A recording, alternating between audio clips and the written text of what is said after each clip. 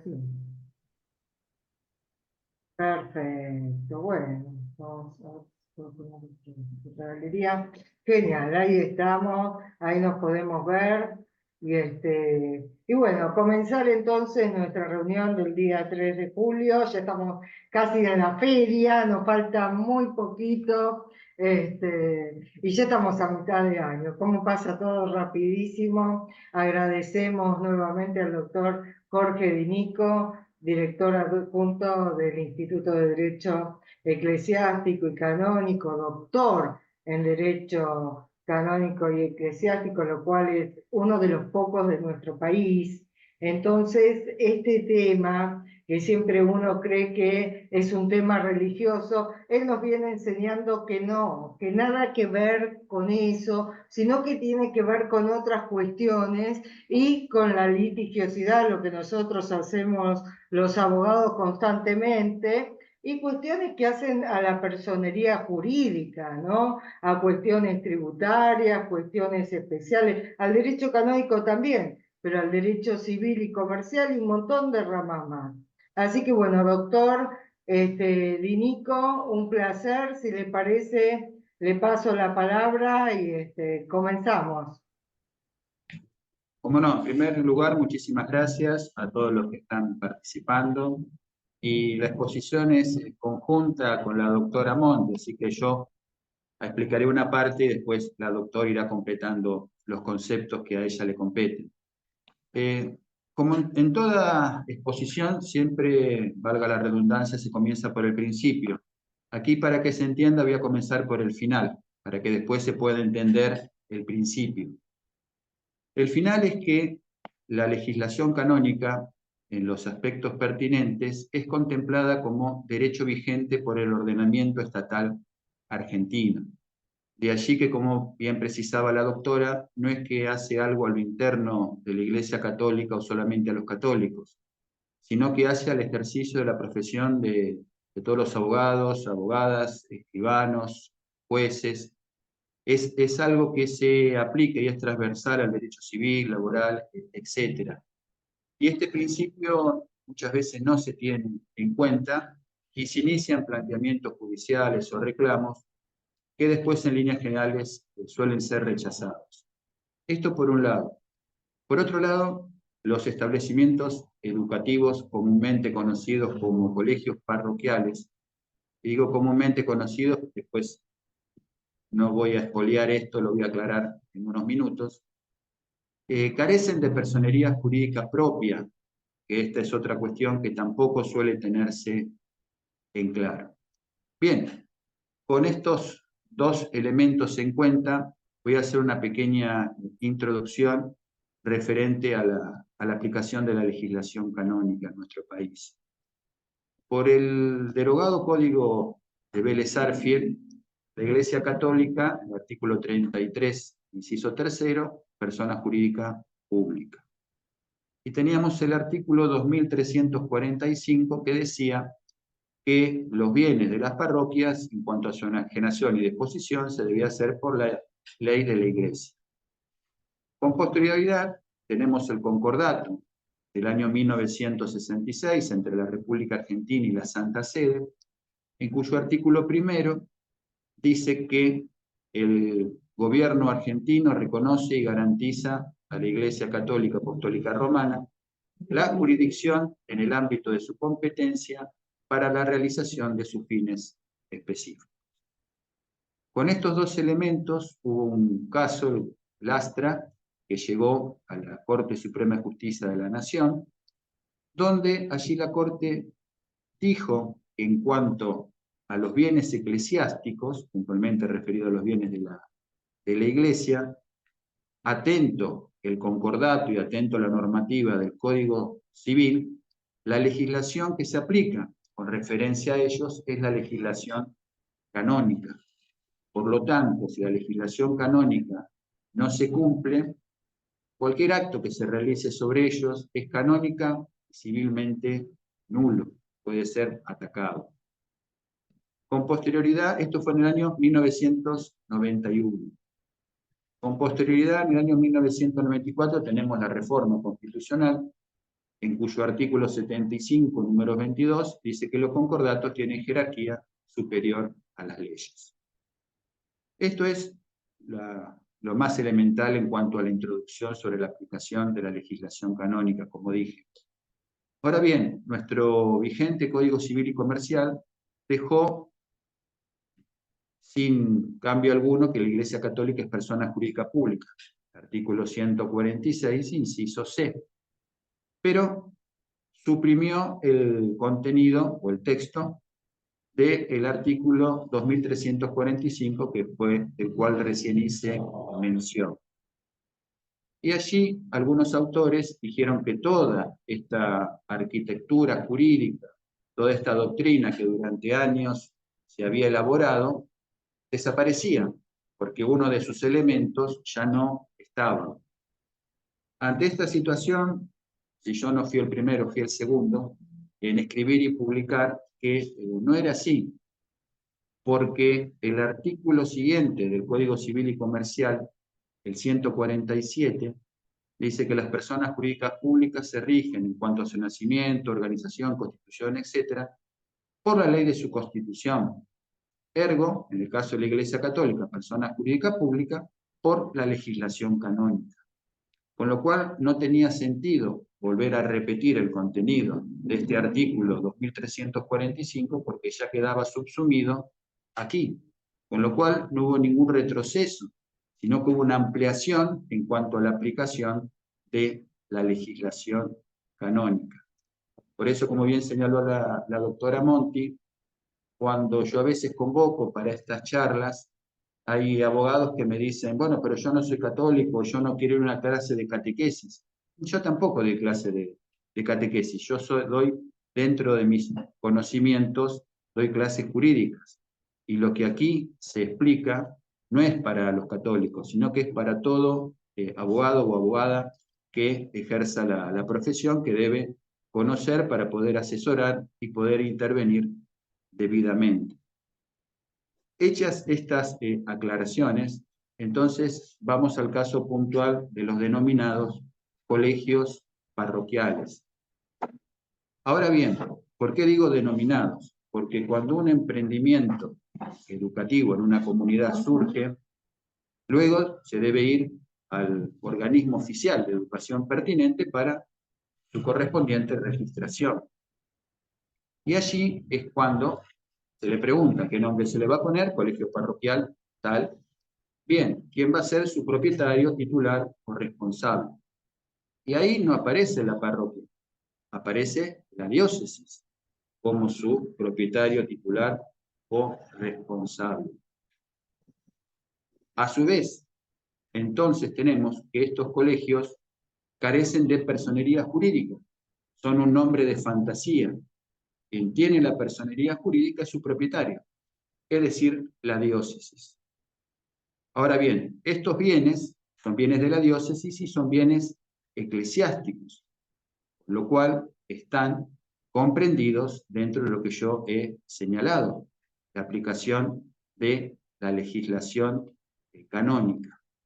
Y quien representa a la diócesis es el obispo diocesano. Por lo tanto, cualquier actuación que se llegue a realizar con referencia a estos bienes requiere la intervención del señor obispo. Hago esta aclaración, ¿por qué? Porque no es extraño ver que se realizan procesos judiciales donde se tiene por parte, sea actor o demandada, a un establecimiento educativo, a estos colegios parroquiales. Es decir, se tiene por parte del colegio parroquial, se realiza todo el proceso, se determina dictando una sentencia, en su caso condenando a quién jurídicamente no existe. Hay los representantes legales de los colegios, que no tienen nada que ver con los abogados, son representantes legales, es la persona que actúa en el colegio en representación del propietario del mismo. En líneas generales son docentes, pero pueden ser docentes, contadores, abogados, ingenieros, no hay ninguna limitación en ese sentido. Estos representantes legales concurren a una escribanía para hacer un poder a favor de un abogado.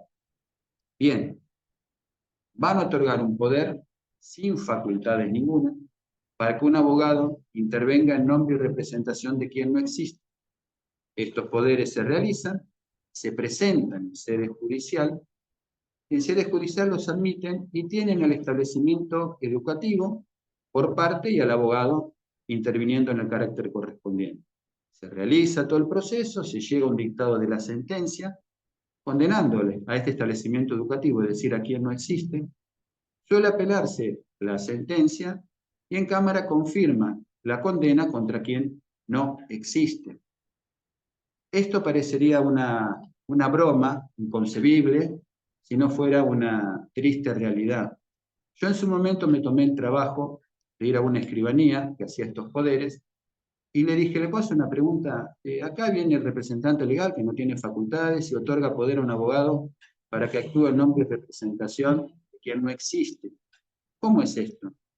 Y el escribano me dijo, yo simplemente me limito a dejar constancia de la manifestación que hace una persona. Cuando tenga que utilizar el poder, tendrá que acreditar los extremos pertinentes que allí precisa. Bien, me fui al juzgado donde había una actuación de esta naturaleza, con un poder de estos.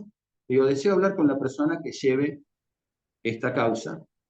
Voy, le comento que están teniendo por parte a quien no existe, y me dice, bueno, pero acá hay un poder y se supone que el escribano verificó todo. Es decir, el escribano que verifique el juzgado que ya verificó el escribano, en resumidas cuentas, nadie verificó nada y se llega a una sentencia de primera, segunda instancia condenando a quien no existe. Han intervenido escribanos, abogados, jueces de primera instancia, camaristas, y ninguno se da cuenta de lo obvio, que quien están teniendo por parte carece de personería jurídica. Esto que parece tan sencillo de entender, a veces llevas horas y horas y no se alcanza a comprender este particular. Y si ustedes me permiten, y esto que acabo de decir no es que lo estoy diciendo el caso del escribano, de los poderes del juzgado, lo he escrito, lo he firmado y se ha publicado, para que quede constancia de la situación esta que estoy diciendo. Cada una de las cosas que digo yo trato de escribirlas, firmarlas con mi nombre y apellido y dentro de lo posible que se publique. Esto que estoy diciendo se encuentra publicado con un artículo de mi autoría. Otro caso, que voy a citar aquí también de un juicio, también he hecho un análisis de una nota al fallo que también lo he firmado y se ha publicado. Esto ha sucedido en el Departamento Judicial de Lomas de Zamora. Allí, el representante legal de un colegio pidió un préstamo a un banco por una suma bastante considerable, esto hace unos años, por $300.000. El obispo firmó por aval, que avalaba esa operación. No se pagó este mutuo y se hizo el juicio pertinente ejecutivo. Se expusieron a la contestación en primera instancia de la aplicación de la legislación canónica y que ese préstamo no cumplía con los requisitos y que por lo tanto había una inhabilidad de título, no le hicieron lugar. Se pasa a Cámara. Y la Cámara, luego de verificar y hacer un análisis de la legislación canónica, del concordato, de lo que dice el Código Civil, determina esto mismo que yo estoy diciendo, que con referencia a los bienes de la Iglesia se aplica la legislación canónica. Por lo tanto, el representante legal no tenía ninguna facultad a obligar a la diócesis, porque como dije recién, el colegio no existe, quien existe es el propietario, y quien es el representante legal de la diócesis es el obispo y no el representante legal del colegio. A su vez, el obispo que firmó por aval tampoco estaba facultado porque tenía que cumplir con la legislación canónica. Atento al monto, tenía que tener el consentimiento del Consejo de Asuntos Económicos y del Colegio de Consultores. Ergo, se procedió al rechazo de la demanda, situación que quedó firme y no se siguió apelando. Entonces ustedes ven como en un caso práctico y directo de un establecimiento educativo y ante una demanda de la magnitud, porque el valor originario eran $300.000, al momento la demanda superaba ampliamente ese monto, cómo se produjo el rechazo del mismo por no cumplirse con la legislación canónica, y a su vez en la demanda se dice que las autoridades pertinentes del banco o quienes intervinieron en el asesoramiento no podían ignorar este particular, porque la legislación canónica es contemplada como derecho vigente. Entonces, ustedes obsérvese la importancia del debido conocimiento. Para aquellos que les pueda interesar, en Notas y Jurisprudencia del Colegio de Abogados Morón, ingresando ahí, esto que estoy diciendo está el comentario y la transcripción del fallo. Y a su vez otro detalle, a veces se busca doctrina en la ley, el derecho, etc. ¿Y por qué circunscribirse a ese particular? En el Colegio de Abogados de Morón, como dije recién, en académicos, jurisprudencia y notas, hay un montón de autores sobre distintas temáticas que hacen maravillosos artículos. Entre ellas la doctora Monti tiene varias publicaciones allí, y bueno, yo también. Y casualmente, el comentario de este fallo, aparte de estar en el derecho publicado, está también aquí en Doctrina del Colegio de Abogados de Morón, donde cualquiera puede ingresar y utilizar. Pero hay otro detalle, ahí en la sentencia de Cámara se cita un artículo mío referente a los representantes legales y a sus facultades que yo escribí para el Anuario Argentino de Derecho Canónico de la Facultad de Derecho Canónico de la UCA. Entonces, ustedes fíjense, los camaristas de dónde han tomado material sin necesidad de tener que recurrir a los medios tradicionales, sino que han ido a otros donde podrían encontrar material fundamentado y que a ellos les sirviera para poder decidir en este caso. Así que a veces algunos se detienen en las formalidades y no en el contenido.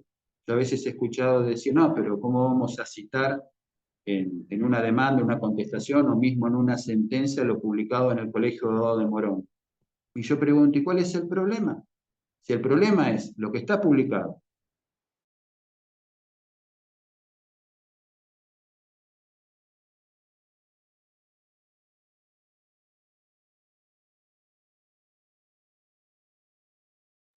Quedó congelado, quedamos todos congelados. No, Mirta, te veo moverte. Ahí está. y allí la importancia de poder utilizar el mismo. Bueno, me callo unos minutos porque veo que la doctora Monti quiere intervenir, así que unos minutos guardo No, silencio. no, doctor, es que se cortó la comunicación y no sabía si era justamente si hay el tema de internet, porque quedó como ahí durito. Entonces no lo escuchábamos, pero no sabía si era mi internet o usted. No, pues Perdón, ¿me han sí. escuchado lo que estoy diciendo hasta ahora o lo digo, tengo que Todo, decirlo todo, otra vez? todo, perfecto. Yo por lo menos, Mirta, sí, se escuchó perfecto. Este, bueno, doctor Nico, yo todo esto lo he aprendido gracias a usted. En el ámbito tributario también he visto desde hace muchos años atrás, justamente también que pasaba, si bien la ley 11.683 en el artículo 92 tiene determinadas excepciones, en algunos casos, como la espera documentada, el pago total documentado, la prescripción, aparece una que es la inhabilidad de título. Y la inhabilidad de título tiene que ver con las cuestiones extrínsecas de la boleta de deuda. Hablo de lo tributario, pero se aplica a todos los juicios ejecutivos y a todos los juicios, ¿no? ¿Y qué pasaba? Dentro de esas cuatro excepciones no teníamos la posibilidad de la falta de legitimación pasiva, es decir, me llega a mí, por ejemplo, como un sujeto del colegio una ejecución y resulta que, como dice usted, no es el responsable en ese caso es el obispado. Entonces, yo no podía poner excepciones como falta de legitimación pasiva sino que directamente atacaba por esta excepción de inhabilidad de título, pero tiene que ser una inhabilidad manifiesta, o sea, tiene que desprenderse de así manifiestamente. Y no es fácil, no es fácil. ¿Por qué? Porque como dice usted, hay un desconocimiento, no solamente por estas cuestiones de hecho, ¿no es cierto? Porque creo que esto de dar poder sin corroborar efectivamente si esa persona tiene capacidad es un grave error del escribano que otorga ese poder, en primer lugar. Ahora nosotros los abogados parece que vamos a poder también certificar cosas. No me voy a meter con los escribanos, pero bueno, es un tema que se viene también a fondo, pero sí he visto, y hemos visto y hemos hablado un montón sobre esto de justamente donde cuando el fisco quiere ir realmente contra el sujeto, resulta que tiene una sentencia contra alguien que no existe porque existe un juez, ¿no? O existe un apoderado que ni siquiera sabe si realmente está facultado, porque ahora después de lo que dijo usted, creo que más de uno va a ir a revisar a ver si ese poder fue otorgado realmente por una persona autorizada como corresponde, ¿no? Entonces, uno cree, como dice usted, que es una remisión del apoderado legal, pero resulta que el apoderado legal no lo es. Y más aún, hay un desconocimiento, ¿por qué? Porque así como existen estos colegios parroquiales que dependen del obispo, existe también un montón de colegios que tienen que ver a distintas religiones, ¿no es cierto? Que no dependen justamente solamente de la Iglesia Católica. Y acá está también detrás lo que es la ley de culto, la personería jurídica, quién es realmente el sujeto que está como responsable de ese colegio. Nosotros creo que en una de las charlas habíamos hablado justamente de esta Iglesia Scientology por un tema de deuda de aportes y contribuciones, donde también ellos habían entendido, y entrando acá un poco también a las exenciones tributarias, donde vemos que, por ejemplo, tanto la Iglesia Católica como otras religiones tienen exenciones, uno se pregunta por qué, si es porque en realidad el Estado, ¿no es cierto?, adopta la forma católica, y esto no tiene que ver con eso, sino que justamente lo que va a hacer el Estado es otorgar ciertas exenciones.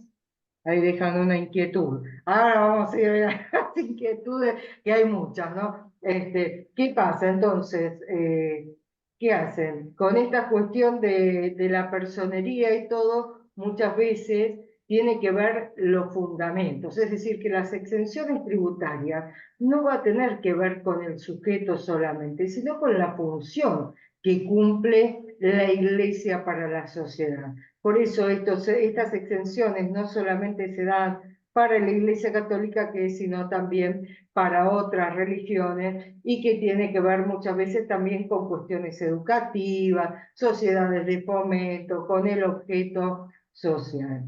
Así que bueno, eso por un lado.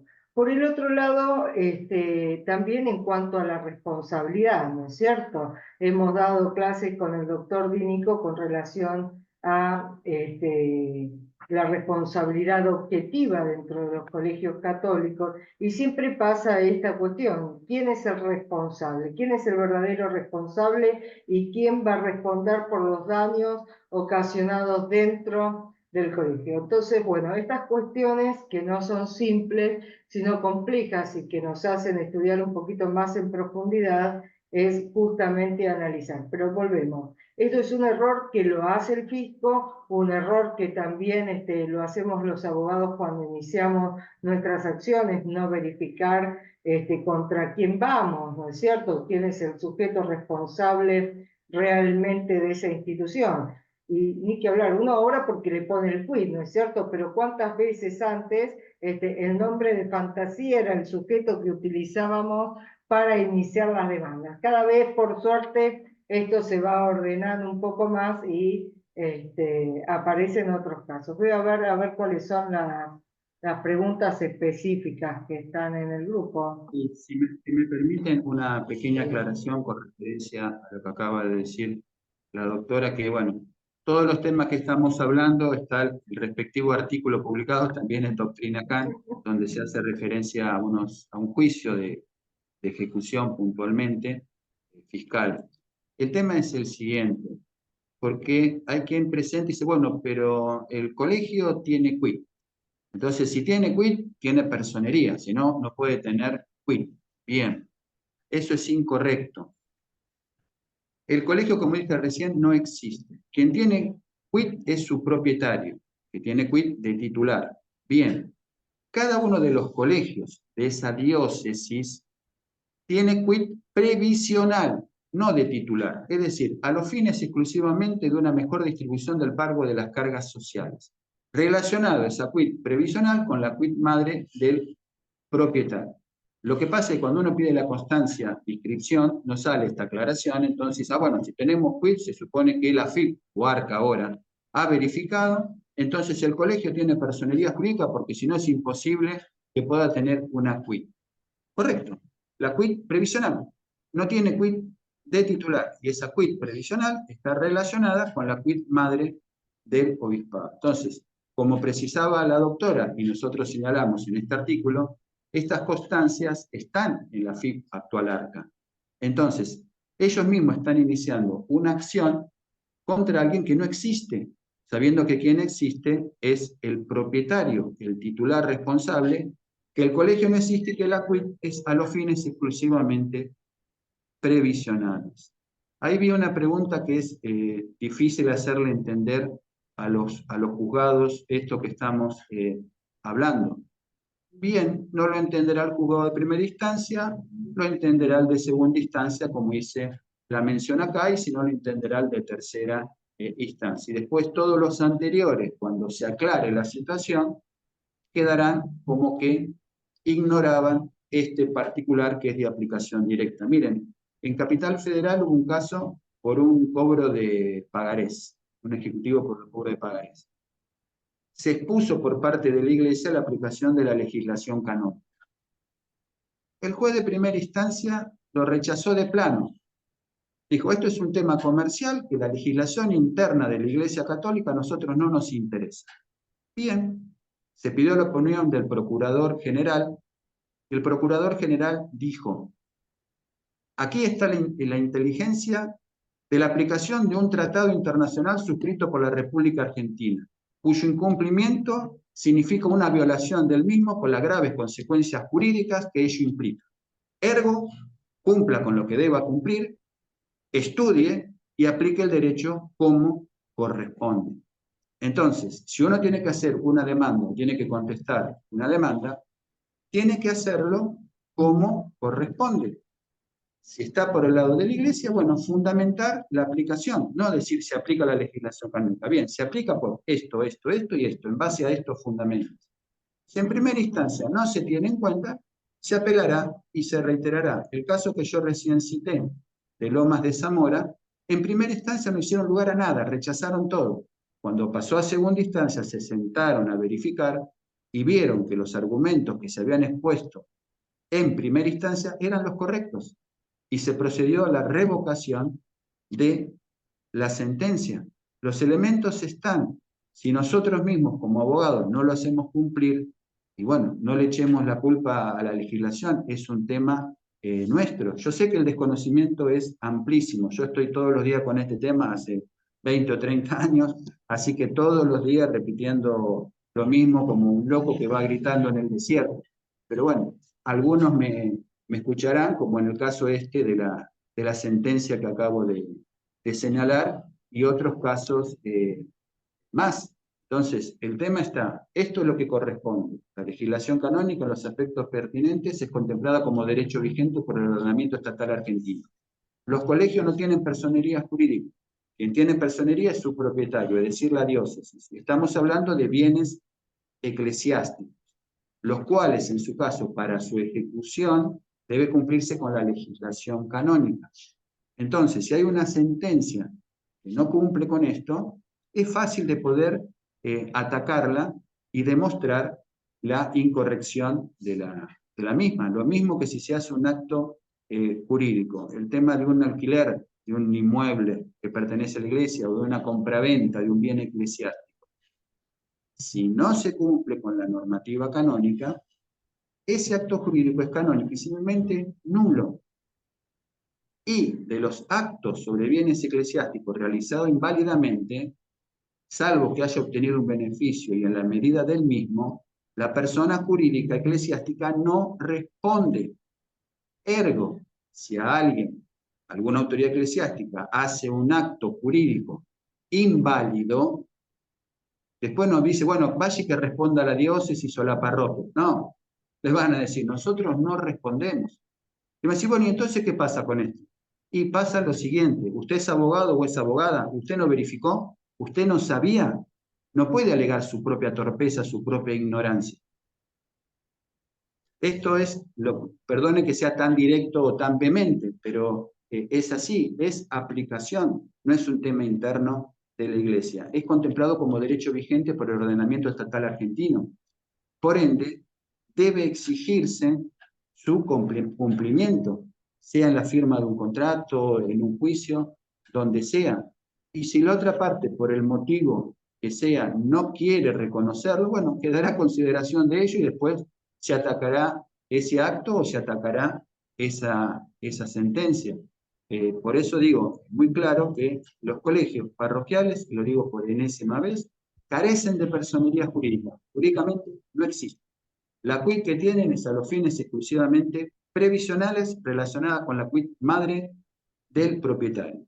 Y los representantes legales, que no tienen nada que ver con un apoderado legal abogado, sino representantes legales, simplemente el nombre que se le da a quien actúa en nombre del propietario del establecimiento educativo. Como una diócesis tiene varios colegios, el obispo no puede estar en todo, entonces nombra una, en el caso de Provincia de Buenos Aires son 2 personas, para que actúen en su nombre. ¿Para que actúen en qué? En todo aquello que tiene que ver con la administración ordinaria, con el cuidado y mantenimiento de esos bienes. Cualquier cosa que exceda está fuera de las facultades de los representantes legales. Y quien hace un contrato del otro lado con un representante legal no tiene en consideración esto, y bueno, si está un abogado asesorando a alguien que va a hacer un contrato con un colegio, o en el caso del préstamo que yo hablé de una institución bancaria, que se supone que todo el departamento de ese banco han analizado el caso y ha dicho está todo perfecto, cuando en realidad no estaba todo perfecto. Había inconvenientes por todos lados. Y entonces las autoridades del banco lo van a llamar a esos profesionales y ¿qué le van a decir? ¿Qué asesoró usted? Mire el problema que tenemos ahora. Todo ese dinero perdido no es todo ese dinero. ¿Cuánto más se gastó en toda la presentación del juicio pertinente? El tema de una compraventa, el tema de un contrato de locación, el tema de una hipoteca. Es innumerable el caso. Así que, bueno, disculpen la vehemencia, le cedo otra vez la palabra a la doctora Monti.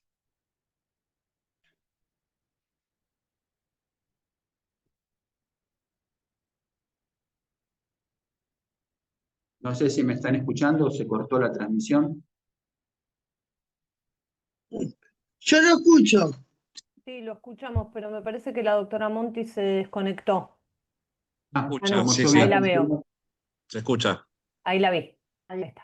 vine, sí, me fui un rato y volví. ¿Acá hay alguna pregunta o algo que ustedes deseen hacer a la doctora Monti o a mí?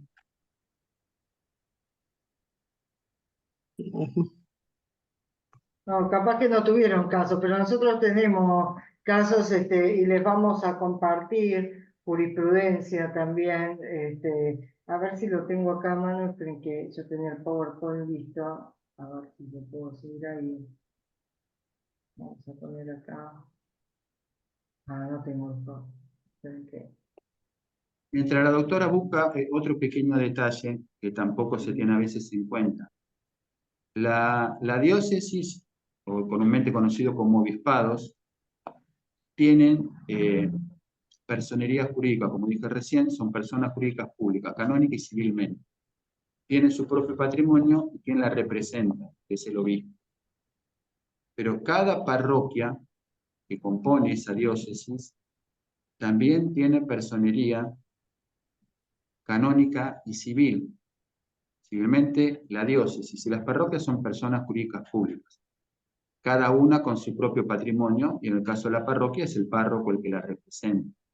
Por lo tanto, cuando hay que realizar una acción contra una parroquia, va contra la parroquia, no contra la diócesis. Yo a veces pongo un ejemplo que no lo tomen literal porque no es lo mismo, pero para que se pueda entender. Es como si fuera la provincia de Buenos Aires con los municipios. Si uno tiene un problema con un municipio, demanda ese municipio, no demanda la provincia. Aquí es lo mismo. Si uno tiene un inconveniente con una parroquia, como tiene personalidad jurídica propia y patrimonio propio, la acción en su caso va contra la misma.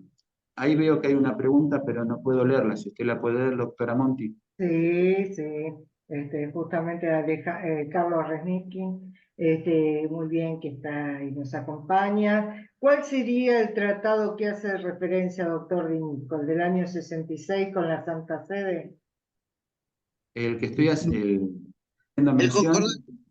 sí, es el acuerdo, ese acuerdo, algunos dicen, bueno, el concordato, se puede usar los dos nombres, es el acuerdo de 1966 entre la República Argentina y la Santa Sede, que hasta el momento está vigente. En internet ponen acuerdo 1966, República Argentina y la Santa Sede, y les sale el texto. Son muy pocos artículos. Aquí el que puntualmente nos interesa es el artículo primero, que es el que se apoya para la jurisprudencia que estamos mencionando, o el análisis de la doctrina, donde ahí dice que el Estado argentino reconoce a la Iglesia Católica Apostólica Romana la jurisdicción en el ámbito de su competencia para realizar sus fines específicos. Así que ese es el que se toma y es fácil de poder ubicar, no es que es muy complicado. Poniendo estos datos y aparece el texto completo. Son muy pocos artículos, son 6 o 7 artículos. Es muy simple. Y ahí los acompañó Carlos, el artículo 5, el episcopado argentino, puede llamar al país a las órdenes, bueno, lo pueden ver todos, así Sí, sí, el que más nos interesa es, en este tema puntual que estamos hablando, es el primero. El otro, como había el patronato en ese momento, bueno, con referencia al nombramiento de obispos, a la llegada de congregaciones, Instituto de Vida Consagrado, bueno, se trató de establecer allí cómo se iban a manejar estas cuestiones, pero el tema puntual que aquí nos interesa, que fue el cual la Corte Suprema de Justicia de la Nación puntualmente hizo mención, es al artículo primero en este particular que señalamos. Así que sí, es de fácil acceso. Si quieren leerlo todo es muy sencillo, le va a llevar 1 minuto y medio, pero puntualmente el apoyo está en el artículo 1.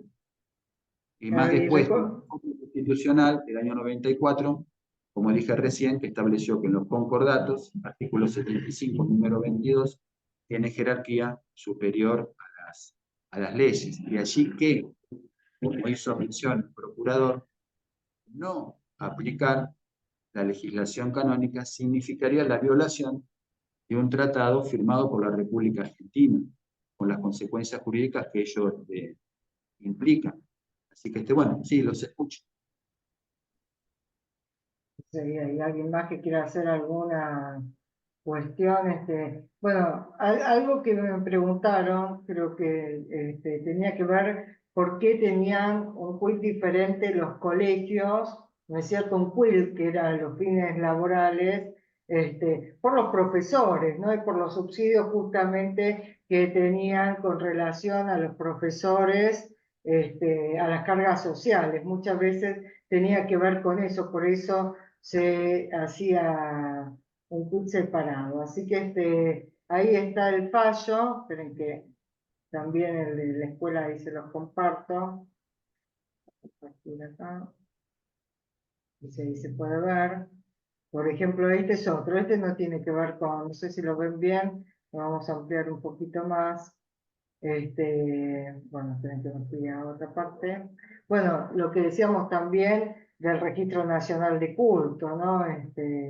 Para las otras religiones, el Poder Ejecutivo, los expedientes, esta de la Iglesia Scientología de Argentina contra la Administración Federal de Ingresos Públicos sobre la impugnación de deuda, que creo que también, doctor Dinico, armamos un artículo, ¿no? Sobre esta parte en particular. Entonces, Sí, sí. este, En ya, líneas generales, siempre de lo que hablamos tratamos de dejarlo por escrito, ¿no? Y que se publique, así que todo de lo que hablamos y lo que se hará en un futuro, con todo gusto, tratamos de plasmarlo en artículos y que de esa forma queden y se puedan ser utilizados.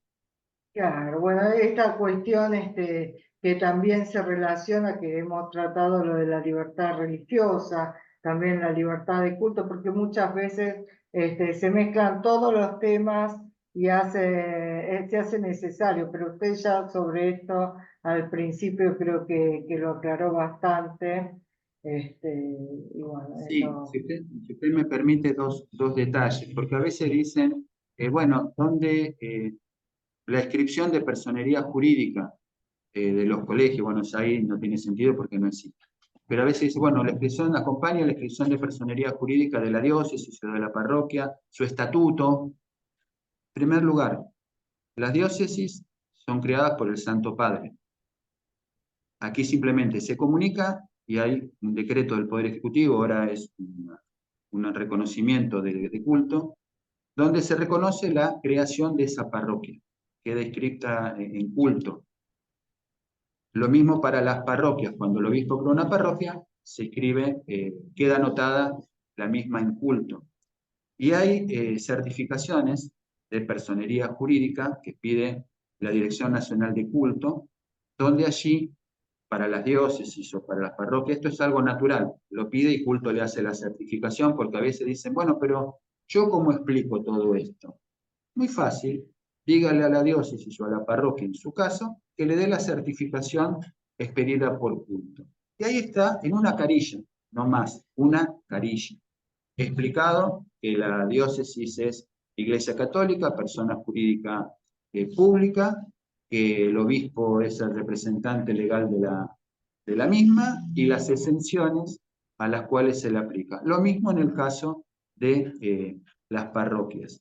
Como ahí está firmado por la autoridad de culto, el director de culto pertinente, y es expedido por la Dirección Nacional de Culto, un organismo oficial, ¿qué elemento más se necesita probar? Porque a veces dice, ¿cómo lo pruebo? ¿Cómo explico todo esto? Mire, pídale eso y si por ahí no lo tiene, dígale, bueno, puede hacer la solicitud a culto del certificado, le tarda un par de días, así que no hay inconveniente, y ahí tienen un elemento oficial como para acreditar en forma sencilla esto mismo de lo que estamos hablando.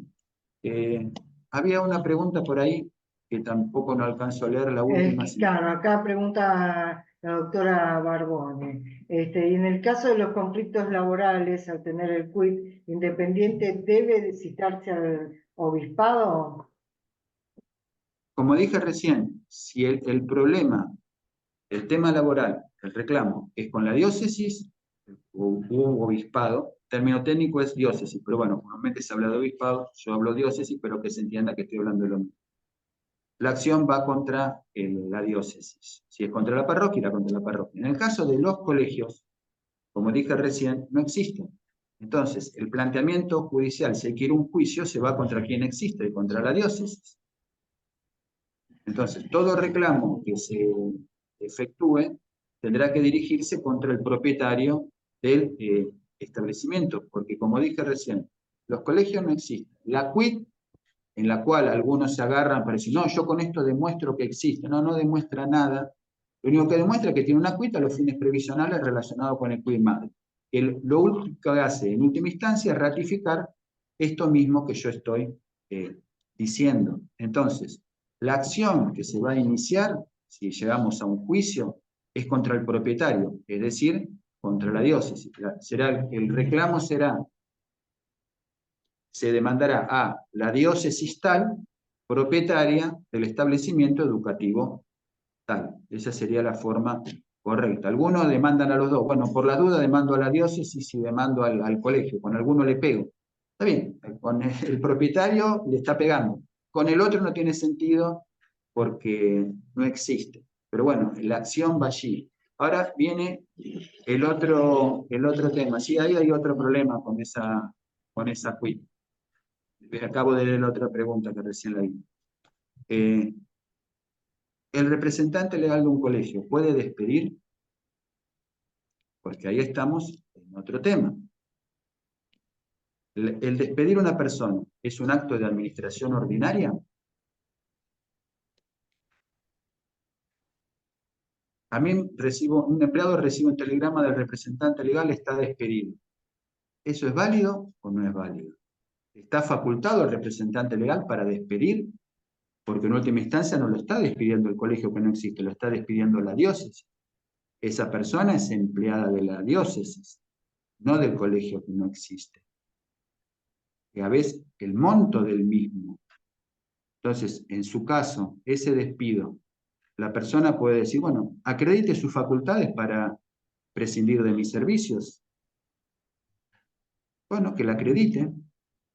A ver cuáles son las facultades que tiene ese representante legal para despedir a alguien del colegio y más según el monto que haya que pagar, porque en última instancia estamos hablando de bienes eclesiásticos, sigue la misma regla de todo. Yo despido a una persona que tiene 30 años de antigüedad en un colegio y la indemnización es una fortuna. A veces ni el propio obispo lo puede despedir si no cumple con la normativa canónica que lo habilita para tal finalidad. Por eso no es esto que estoy hablando para tomarlo hacia la ligera y bueno, a mí no me interesa. No, lo interesa porque si usted recibe una demanda o tiene que hacer una demanda, entonces, ¿a quién demanda? ¿Quién contesta? El acquit previsional es, como dije recién, la inscripción. Los colegios son entidades dependientes del obispado en la inscripción. Por lo tanto, la quit se saca los solos fines previsionales, porque el colegio no se puede acreditar la personería, porque no existe. Cuando usted se va a escribir a la FIP o a ARCA ahora, le van a decir, bueno, tráigame la constancia de su inscripción, de su personería. ¿Qué le va a llevar en el caso del establecimiento educativo? Si no existe, ¿qué documentación le va a llevar? En el caso de una diócesis, usted le lleva la documentación pertinente, incluso le puede llevar la certificación de culto, como dije recién. En el caso de una parroquia, lo mismo. En el caso de un colegio, ¿qué documentación le va a llevar para demostrar su existencia a ARCA, para que le escriba? Le escribe porque pertenece a la diócesis y saca con el quit a los fines previsionales. Punto. El tema es clarito. Y toda acción va contra el propietario, titular o responsable. Si hay para poner un almacén, un kiosco, Don Manolo es pintura en la pared, es un nombre de fantasía. Quien existe es Don Manolo. Entonces, si yo voy a demandar, no voy a demandar a la pintura en la pared, voy a demandar a quien existe, a Don Manolo. Acá lo mismo. Si yo tengo que demandar, voy a demandar al propietario, titular o responsable del establecimiento educativo, es decir, aquel que fue ante el organismo oficial de educación, dijo, bueno, yo quiero abrir este colegio, macanudo, ¿qué nombre le va a poner? Colegio Parroquial tal, espectacular. ¿Quién va a ser su propietario? Yo, bien, propietario diócesis tal. Bien, ahí tienen al propietario. Lo otro es un nombre de fantasía. ¿Se comprende? Y a veces el tema de las cuentas bancarias que se abren con esta quit, están en el caso de la provincia. Banco Provincia sí, que necesita esta quit porque le gira el dinero para el Banco Provincia para el aporte correspondiente. Pero si esa quit después se empieza a utilizar en otros bancos para abrir cuentas bancarias, etc., ahí vienen los serios problemas porque cuando quieran verificar esa quit, van a decir, pero esta quit no es quit de titular. Es decir, el desconocimiento de un tema empieza a acarrear toda una serie de situaciones que cada vez se van complicando más. Entonces, cuando uno se sienta y dice, no, usted está equivocado, tiene que empezar a explicar todo esto. ¿Cómo se explica que a una persona, a un docente, que le despidieron de un establecimiento educativo, se dice, no, mire, el colegio en el cual usted trabajaba no existe. Quien existe es su propietario. Ahora bien, hay que analizar si quien la despidió tenía facultades para despedirlo. Entonces la persona lo mira y dice, pero yo no entiendo nada, ¿de qué me está hablando? En chino. Y si esto mismo se le empieza a explicar a un abogado que no está en el tema, también abre los ojos así, yo no sé, yo demando a todo el mundo y después veré quién paga. No es demandar demando a 500 personas, tiene que demandar a quien corresponde. Quien se recibe el telegrama de despido, yo lo puedo rechazar diciendo, acredite las facultades que usted tiene para prescindir de mis servicios. Acredítelo.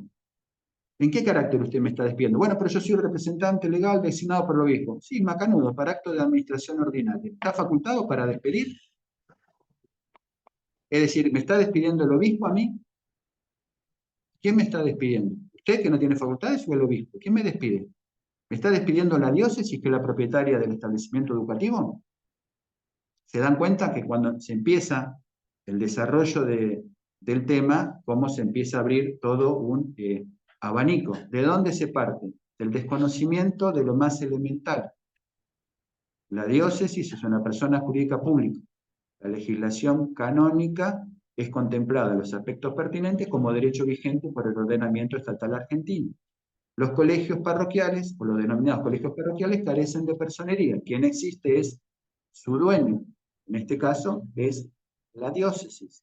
Teniendo en claro esto, y que el representante legal solamente es para los fines de la administración ordinaria. Es decir, el obispo puede decir, nombro representante legal para que se ocupe de la administración y otro para que se ocupe de la representación del establecimiento educativo. En líneas generales, el representante tiene las dos funciones, pero el obispo tranquilamente puede decir, acá hay dos personas, usted se ocupa de la administración y usted se ocupa de la representación ante los organismos oficiales, etc.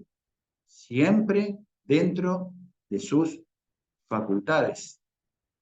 Si usted se excede, está realizando un acto inválido, porque le está excediendo las facultades propias de esta representación, que es solamente a los fines de la administración ordinaria ante los organismos oficiales.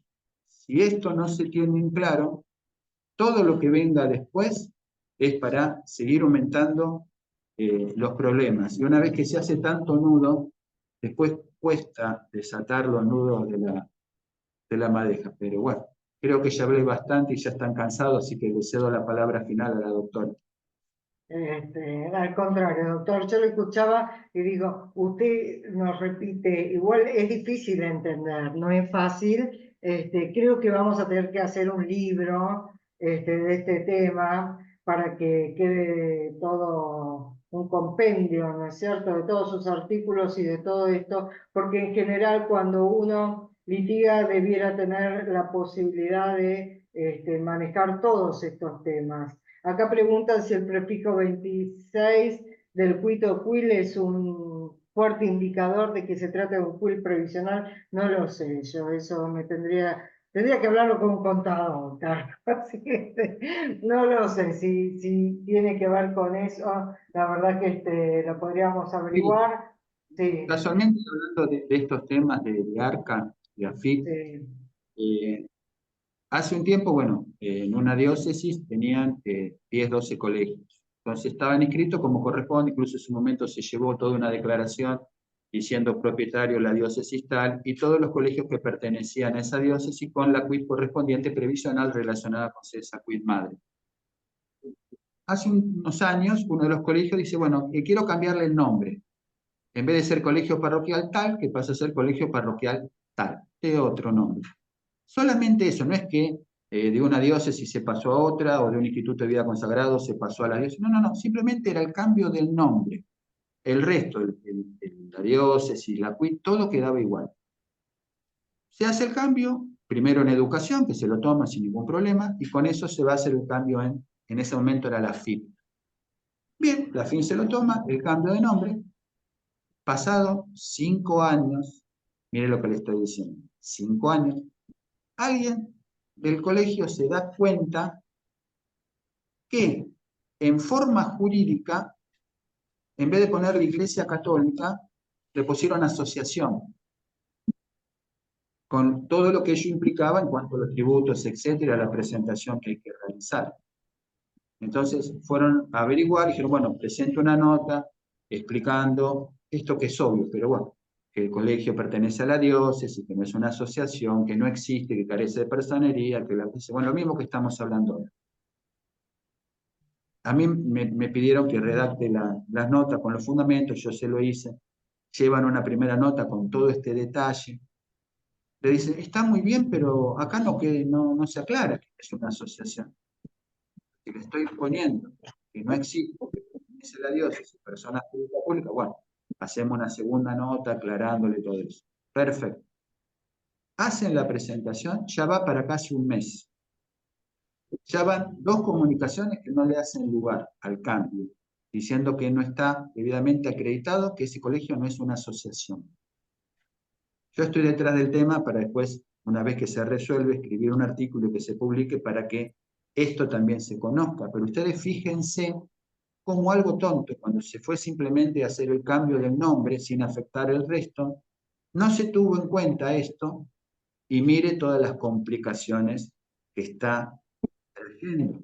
Incluso no solo... Igualmente, sí, Nico, Sí, igualmente es grave, porque están creando una sociedad, una asociación civil que no existe. Y para que realmente exista una asociación civil hay que hacer todo un trámite jurídico. Entonces, ¿dónde está el estatuto de esa asociación civil que ellos hacen referencia? lo que yo le estoy diciendo, ya estaba inscrito el colegio con la CUIT a los fines previsionales.